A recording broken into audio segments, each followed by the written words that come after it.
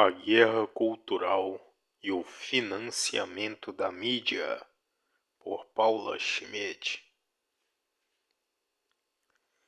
Nos últimos dias, veio a público a contratação do jornalista Leandro Demore como apresentador de um programa na empresa de comunicação brasileira. Seu salário, pago pelo pagador de impostos, é de R$ 36.500 mensais. Demore já trabalhou para Diogo Mainardi, de O Antagonista, e para o Intercept Brasil, jornal que foi financiado por Pierre Omidyar, um dos 500 homens mais ricos do mundo, segundo a Forbes. A contratação de jornalistas comerciais como agentes de regimes governamentais não é exclusividade de país comunista, como imaginam alguns. Ao contrário, um dos grandes patrocinadores de jornalistas com pouco escrúpulo foi a CIA.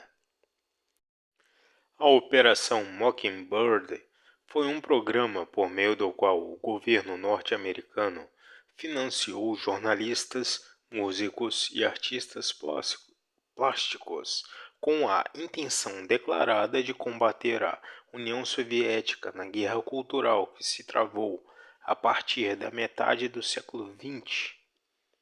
Apesar de o verbete na Wikipédia a descrever como um suposto programa, a Operação Mockingbird já foi mais do que confirmada, inclusive por agentes da própria CIA, mas nem precisava. Outros programas e departamentos do governo dos Estados Unidos já vêm há décadas executando clandestinamente um mecenato que muitos imaginam que só ocorre em ditaduras comunistas.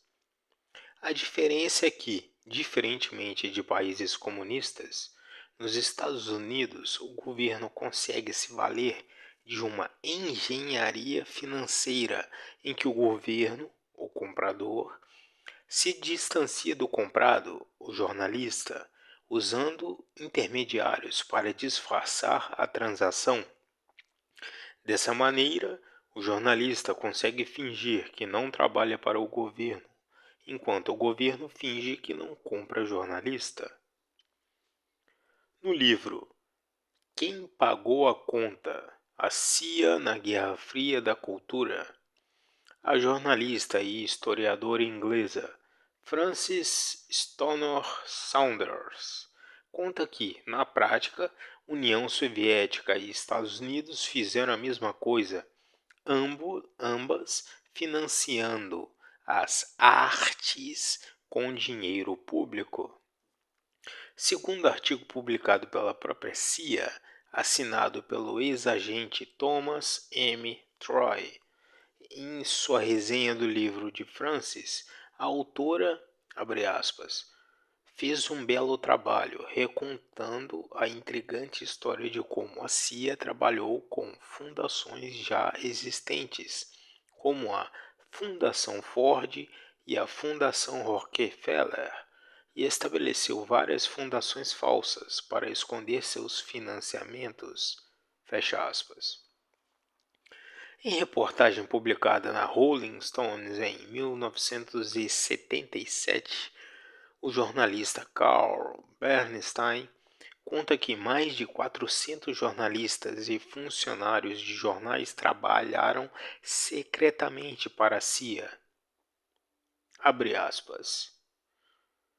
Dentre os executivos que emprestaram sua cooperação à CIA estavam William Paley, da CBS, Henry Luce, da Time Inc., Arthur Sulzberger, do New York Times. Outras organizações que cooperaram com a CIA incluem a ABC, NBC, Associated Press, UPI, Reuters, Hearst, Scripps Howard, Revista Newsweek, De longe, as associações de maior valor, de acordo com oficiais da CIA, têm sido com o New York Times, CBS e Time Inc. Fecha aspas. Mas a CIA não pagou só jornais e jornalistas. Dentre os intelectuais patrocinados pela agência estavam Hannah Arendt, George Orwell, Isaiah Berlin e André Gide. Vários artistas e escritores alegaram não saber que estavam sendo pagos pela agência, mas Tom Brady, que dirigiu o departamento da CIA responsável pelas encomendas, expôs detalhes dos pagamentos e de como os contratados não tinham como ignorar quem pagava suas contas. Mas não é impossível que artistas ignorassem a identidade do seu mecenas. A própria autora de Quem Paga a Conta diz que a tática mais eficaz da CIA era fazer com que o indivíduo contratado se movesse na direção que a CIA queria, enquanto acreditava estar seguindo sua própria vontade. As revelações sobre o financiamento de artistas pelo governo norte-americano foram justificadas, como era de se esperar, pela guerra cultural que o país tratava com a União Soviética. Como todas as guerras e como todas as animosidades vorazes e passionais, o erro de um é sempre acobertado pela ameaça vinda do outro. Assim, foi com quem se calou diante de erros de Bolsonaro, porque senão o PT volta. E assim vem sendo com os que agora se calam com erros do Lula. Ao menos nós tiramos Bolsonaro. Qualquer governante de meia tigela sabe que sua sobrevivência depende, acima de tudo, de um inimigo à altura. Mas se o inimigo serve para justificar nossos maiores erros, então o inimigo não é inimigo, mas um amigão do peito. Chega aqui, dá um abraço. Existe um conceito em espionagem e manipulação de massas conhecido como Limited Hangout ou Hangout parcial. Esse conceito foi explicado por Victor Marchetti, ex-assistente especial do diretor adjunto da CIA. O Hangout parcial é abre aspas, um dos truques favoritos e mais frequentemente usados por espiões.